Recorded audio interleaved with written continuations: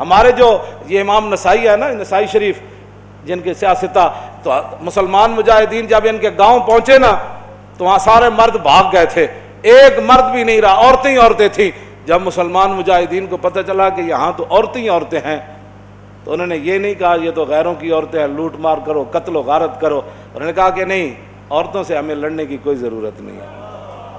وہ اس گاؤں کو چھوڑ کر واپس آ گئے، کہا کہ یہاں تو عورتیں ہی عورتیں ہیں اور تم کیا کر رہے ہو؟ یہ ہے مسلمانوں کا کردار۔ اور جب حاتم طائی کی بیٹی ننگے سر حضور کے سامنے آئی تو پھر رسول اللہ نے ان سے قید ہو کر آئی اور فرمایا کیا چاہتی ہو؟ کہا جی میں نے آپ یہاں نہیں رہنا، مجھے میرے بھائی عدی بن حاتم شام دوڑ گیا ہے، آپ مجھے سواری دیں اور راستے کا خرچہ دیں، زیادہ راہ دیں تو مجھے آپ آزاد کر دیں۔ حضور نے فرمایا یہ بھائی ان کو سواری بھی دے دو، ان کو کپڑے بھی دے دو، ان کو زیادہ راہ بھی دے دو اور ان کو بحفاظت شام روانہ کر دو۔ جب وہ شام پہنچی نا، عدی بن حاتم، حاتم طائی کے بیٹا، ان کا بھائی نے کہا تھا میں نے حضور کا کلمہ نہیں پڑھنا، جو مرضی ہو جائے۔ جب وہ بہن بھائی کے پاس پہنچی تو پہنچنے کے بعد اس نے پوچھا تو کہاں سے آ رہی ہے؟ انہوں نے کہا میں تو رسول اللہ کے دربار سے آ رہی ہوں۔ انہوں نے کہا پھر کیا ہوا؟ انہوں نے کہا میں تو قید ہو گئی تھی۔ انہوں نے کہا پھر تجھے قتل نہیں؟ انہوں نے کہا قتل کی بات کرتا ہے تو قتل کی بات ہے؟ انہوں نے کہا تو نے کیسا ان کو پایا؟ انہوں نے کہا بھائی جان ایتھے سمجھ آنے والی گل نہیں۔ انہوں نے کہا میں تے نہیں مننا۔ انہوں نے کہا جلا ہویا ایک بار جا تے صحیح، تو ویکھ تے صحیح، تو آیا نہ درتے کیوں بد نصیبہ، ہزاراں رنگاں وچ رنگیں دے محمد۔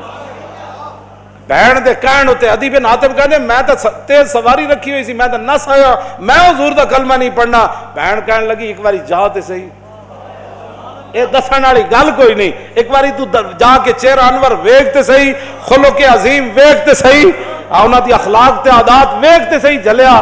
وہ کہندے میں اتھوں نسدا آیا، نسدیاں پھر میں جدو آیا تو میں نے پتہ چلیا حضور مسجد نبوی شریف تشریف فرماون۔ کہندے میں جدو جا کے حاضر ہویا تو حضور اٹھ کھڑے ہوئے میرے واسطے۔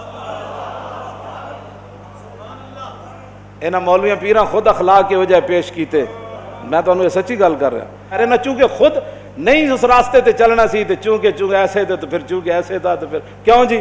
اور جڑی عورت رو رہی سی اپنے عزیز دی قبر ہوتے، حضور قریب تو گزرے تو فرمایا اسبری، انہوں نہیں سی پتہ رسول اللہ فرما رہے ہیں، انہیں سر رکھے ہوا۔ غم چیز ہی ایسی ہوندی، اسی واسطے حضور نے فرمایا میرا امتی پناہ منگے، غم بندے نو تباہ کر کے رکھ دیندا۔ انہیں کہا مینو کہنے والے اسبری، جے تینوں یہ مصیبت پہنچی ہوندی تو تو مینو نہ کہندا ہے گا۔ میرے آقا نے یہ سنی گل تو حضور چل پے، اس عورت نو کوئی گل نہیں فرمائی۔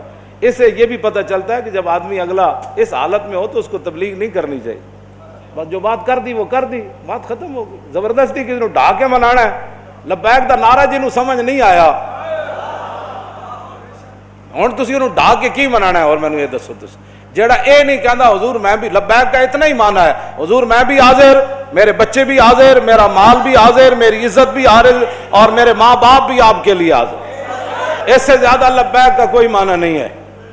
اور تاجدار ختم نبوت کے نعرے کا اس سے زیادہ کوئی معنی نہیں کہ ساری دنیا طے و بالا ہو جائے لیکن حضور کی ختم نبوت پر پیرا ہر صورت میں ہوگا، بس اس سے زیادہ تاجدار ختم نبوت کا ہاں جی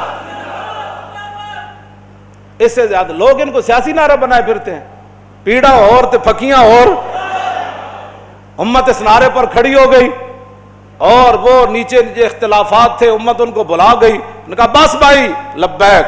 مسجد نبی شریف میں عرب بھی کہتے ہیں لبیک یا رسول اللہ، کہا ہم عربی ہیں لیکن یہ نعرہ تو ہاں جی مصری بھی کہتے ہیں لبیک یا رسول، پورا عالم اسلام نہیں پوری دنیا کہہ رہی ہے اس وقت لبیک یا رسول اللہ، ہاں لبیک یا رسول اللہ۔ تو اس سے بڑا اللہ کا کیا کرم ہو سکتا ہے کہ امت اختلافات کو بھلا کر حضور کی غلامی کے لیے جمع ہو گئی۔ اور اقبال کہتا تھا میں کہتا تھا اقبال کی یہ خواب کب پورا ہوگا کہ اقبال کہتا تھا زان کے ملت را حیات از عشق اوست اور برگ و ساز کائنات از عشق اوست۔ اقبال کہتا تھا کہ ملت کی حیات، ملت کی ترقی، ملت کا عروج اور پوری دنیا پر اسلام کے غلبے کی ایک ہی وجہ ہے کہ امت حضور سے پیار کرے، حضور سے عشق کرے۔ تو میں کہتا یہ کیسے ہوگا؟ لیکن رب ہے جو چاہے کرے۔ یہ نہیں پتا تھا کہ ممتاز قادری نے جو تختہ دار پر لبیک کہا تھا اس نعرے کی برکت سے پوری امت ایسے کھڑی ہو جائے گی۔ ہاں جی بات اتنی ہے کہ او عورت نے حضور نال گل کی تھی کہ مجھے بہت مصیبت پہنچی ہے، اس کو تو پتہ نہیں تھا یہ رسول اللہ ہے، اور غم کتنی عجیب چیز ہے کہ وہ حضور کی آواز کو بھی نہ پہچان سکا۔ اللہم انی اعوذ بک من الغم والحزن، حضور کی اپنی دعائے مبارکہ ہے کہ میرا امتی کہ میں پناہ مانگتا ہوں غم اور حزن سے۔ ہاں جی، یہ بڑی ڈاڈی شے ہے۔ اب میں جو بات اگلی کرنے لگا ہوں، بعد میں جب صحابہ آئے تو انہوں نے کہا آپ کو پتہ ہے جنہوں نے آپ کہا تھا اصبری صبر کرو وہ کون تھے؟ کہا نہیں۔ انہوں نے کہا وہ تو خود رسول اللہ تھے، وہ میں نے حضور کو یہ جواب دیا ہے۔ وہ کہتی ہے میں پھر گئی جلدی جلدی حضور کے دربار پر، میں جو بات کرنے لگا ہوں وہ یہ ہے۔ وہ کہتی ہے جب میں حضور کے دروازے پر پہنچی تو میں نے کوئی وہاں چوکیدار نہیں پایا، 50 گارڈ اگے تے 50 پیچھے، اس حضرت صاحب نہ سلام کون لوے گا؟ جتیاں پوان والے اور جبے پوان والے اور تے میک اپ کرن والے اور۔ ہاں جی، میں تے نہیں پڑھیا نہیں جو اس وقت حسنہ جلیا، اور اسی واسطے تو ایک باری جڑا حضرت عدی بن حاتم آئے نا تے جدو رسول اللہ نال ملاقات ہوئی، حضور اٹھ کھڑے ہوئے تے عدی بن حاتم کہندے نے میرے دل نے گواہی دیتی ہے اللہ دے رسول۔ کیوں جی؟ فرماندے نے پھر حضور نے میرا ہاتھ پکڑیا تے حضور اپنے در اقدس کی طرف گھر دی طرف چل پے۔ کہندے راستے چ ایک بڈھی مائی مل گئی، عورتاں نوں ویسی گلاں نہیں مکدیاں تے مائی بھی ہوے تے پھر بڈھی بھی ہوے۔ کہندے انہوں نے اتنی لمبی گفتگو حضور نال کیتی تے حضور دے چہرہ انور تے بھی ناگواری دے آثار ظاہر نہیں ہوئے کہ میرے نال مہمان ہے تو بس بھی کر ہون۔ کہندے نے میں کھڑ کھڑ کے تھک گیا، لیکن رسول اللہ نے ایک بار بھی اس مائی نو نہیں فرمایا کہ مائی بس کر اور کام کو تھوڑے۔ کہندے انہوں نے اپنی پوری گفتگو مکمل کی تھی تو پھر حضور چلے نہ جدوں، کہندے دوسری باری میرے دل نے گواہی دیتی حضور اللہ دے رسول۔ تو کہندے جدوں رسول اللہ گھر تشریف لے آئے تو حضور دا ایک مبارک تلائی سی جہدے تے حضور آرام فرماندے سن۔ کہندے نے اودے وچ کھجور دی چھال بھری ہوئی سی، کھجور دے پتے بھرے ہوئے سن، اس تے او بدن مبارک سوندے سن جنہاں دے بارے حضرت انس کہندے نے میں 10 سال خدمت کیتی، حضور نہ سلام لیا، ہزاراں واری لیا، حضور دے مبارک ہتھاں نوں بوسہ دیتا، چومیا۔ ما مسست خزن ولا حریرن ولا شیئن قط الین من کف رسول اللہ، نہ میں کوئی ریشم نو ہاتھ لایا، نہ کائنات دا کوئی اور نرم کپڑا ہو جائے میرے ہاتھ وچ آیا کہ حضور دے مبارک ہاتھ تو نرم ہاتھ ہوے۔ کیوں جی؟ حضور اس تلائی تے سوندے سن جہدے وچ روئی نہیں سی، کھجور دی چھال بھری ہوئی سی، نہ انہاں کدی چھال ہوتے سونے، نہ انہاں کدی بدر جانا، نہ انہاں کدی جناب تلوار پکڑ کے خندق وچ پہرے دینے۔ انہیں تو کہنا یہ لبیک والے کیا کر رہے ہیں، اسلام تو امن کا درس دیتا ہے۔ میں کہا دسو نا خندق وچ کتنے بندے آئے؟ کیوں جی؟ خندق وچ کتنے بندے آئے؟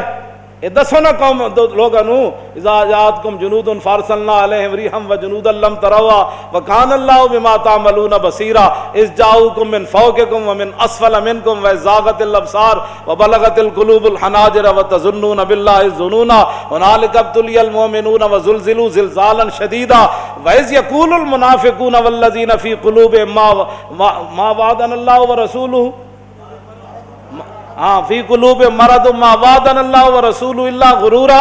یہ تو منافق کا کام ہوتا ہے جب مشکل وقت او جی دیکھا گریک ٹاؤن ہو گیا، اور میں کہا پھر کی ہویا؟ یہ تو منافق کا کام ہوتا ہے کہ جب مشکل حالات آئے تو کہ دیکھو جی جن کا وہ دیکھو جی اللہ رسول دے ساڑے نہ ہاتھ، میں ہاتھ کرنے دا معنی کر رہا ہوں، لفظی معنی تو نہیں نہ بنتا۔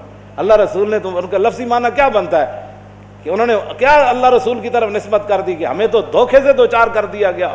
ہاں جی، ہمارے ساتھ یہ دیکھو کیا بن گیا کہ جناب ہمیں تو وہ کہتے تھے ہمیں تو پیشاب کرنے کا جو خوف ہے کہ پیشاب کرنے جائیں گے بندہ مار دے گا، تو کیسر و کسرا کب فتح ہوں گے؟ یہاں مدینے میں تو پیشاب کرنے کی سہولت نہیں رہی، 25,000 کا لشکر۔ منافق کا کام ہی یہ ہوتا ہے کہ وہ جب صحابہ ادھر جو ہے وہ کیا کارنامے سر انجام، اور منافق ان کا بھی رب نے قرآن میں بیان فرمایا کہ منافق کہنے لگے کہ ما وعدنا اللہ ورسولہ وَإِذْ قَالَتْ طَائِفَةٌ مِّنْهُمْ يَا أَهْلَ يَثْرِبَ لَا مُقَامَ لَكُمْ فَارْجِعُوا وَيَسْتَأْذِنُ فَرِيقٌ مِّنْهُمُ النَّبِيَّ يَقُولُونَ إِنَّ بُيُوتَنَا عَوْرَةٌ وَمَا هِيَ بِعَوْرَةٍ إِن يُرِيدُونَ إِلَّا فِرَارًا۔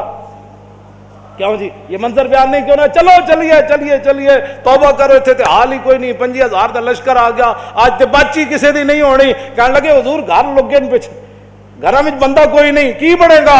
اللہ نے فرمایا میرے حبیب گھر تے کاشانہ اقدس جدو آپ گھروں چل کے آ گئے تے آپ دا پیچھے گھر کوئی نہیں, صدیق اکبر دا گھر کوئی نہیں, فاروق اعظم دا گھر کوئی نہیں, عثمان غنی دا گھر کوئی نہیں, حیدر کرار دا گھر کوئی نہیں, انہاں دے گھر وکھرے آ گئے. میرے حبیب گھر لگے ہون دا مسئلہ نہیں, یریدون الا فرارا, اے تے چھا میدان چھڑ کے نسن لگے. او جی ہمارا لبیک سے تعلق نہیں ہے, مشکل ٹائم جو آ گیا, ہاں جی مشکل ٹائم, ہمارا لبیک سے تعلق نہیں, یہی تو بات ہے. لیکن قرآن, اقبال کہتا اگر درس قرآن ہم نے بلایا ہوتا, یہ زمانہ نہ زمانے نے دکھایا ہوتا. یہ منافقت کے کام ہوتے ہیں مشکل کے وقت. انہیں دسے ہی نہیں کہ رسول اللہ غزوہ خندق دے موقع تے خود تلوار پکڑ کے کیویں کھڑے ہو. جب 25,000 دا لشکر خندق دے کنارے آ گیا, عمر بن عبد بود گھوڑا چناب چھال مرائی تے ادھر آ گیا, تے 25,000 دا لشکر اتنے آ گیا تے سارے چاندے سن کے گھوڑے سمیت ادھر آ جان. اس وقت میرے آقا و مولا پھر خود تلوار پکڑ کے کھڑے ہو گئے, اور حضور کو اللہ نے دبدبا کتنا دیا, کانہ و فرد فی جلالتہ فی عسکر حین تلقاہ وفی حشمی لہو ہمم لا منتہا لکبائرہا وہمتہ الصغری جل من الدہر. یہ دوسرا حضرت حسان کا شعر ہے, پہلا امام بوصیری کا شعر ہے. فرمایا اللہ نے ہمارے آقا و مولا کو ہیبت اور جلال اتنا عطا فرمایا کہ حضور تنہا بھی کھڑے ہوتے تو محسوس ہوتا کہ حضور کی پشت پر لاکھوں کا لشکر کھڑا ہے. ہاں جی ہاں جی توجہ, حضور خود تلوار پکڑ. کیوں جی علیکم بسنتی ہے نہیں, یہ نہیں سنت کہ جب دین پر مشکل وقت آ جائے تو رسول اللہ خود تلوار پکڑ کر کھڑے ہو گئے. کیا یہ ان کے لیے سنت نہیں تھی کہ جب حضور کی ختم نبوت پر مشکل وقت آیا, حملہ ہو گیا اور حضور کی عزت پر حملہ ہو گیا, تو کیا قوم کے رہنماؤں کی, مذہبی رہنماؤں کی, پیروں کی, فقیروں کی, مولویوں کی یہ ذمہ داری نہیں تھی کہ خود میدان میں ایسے نکل آتے؟ یہ ہے نا علیکم بسنتی و سنت الخلفاء. کیوں جی الراشدین, اور سنت خلفاء کیا ہے؟ یہ تو حضور کا اپنا اس طریقہ مبارکہ ہے نا. سنت خلفاء کیا ہے کہ جب جنگ یمامہ میں مسلمہ آیا تو افضل الخلق بعد الرسل, آپ نے فرمایا بدری ہوئے یا غیر بدری ہوئے, بڑھا ہوئے یا جوان ہوئے, اکھاڑا صحابی ہوئے یا نابینا ہوئے, ہاتھ سلامت ہومن یا کٹے ہوئے ہومن, سارے یمامہ پہنچو. خلفاء دی بھی یہی سنت ہے. جب ختم نبوت دا مسئلہ آیا تو پھر سیدنا صدیق اکبر خود بھی تلوار پکڑ کے چل پے, لشکر تے روانہ کیتے نا, ہاں جی خود بھی چلن لگے. حضرت مولا کائنات علی مرتضیٰ نے روکیا, فرمایا ابو بکر جو آپ کو کچھ نقصان ہو گیا تو ہمارا کیا بنے گا. مزید ویڈیوز اور اپڈیٹس کے لیے یوٹیوب پر علامہ Khadim Hussain Rizvi official channel subscribe کریں اور بیل آئیکن پر بھی کلک کریں.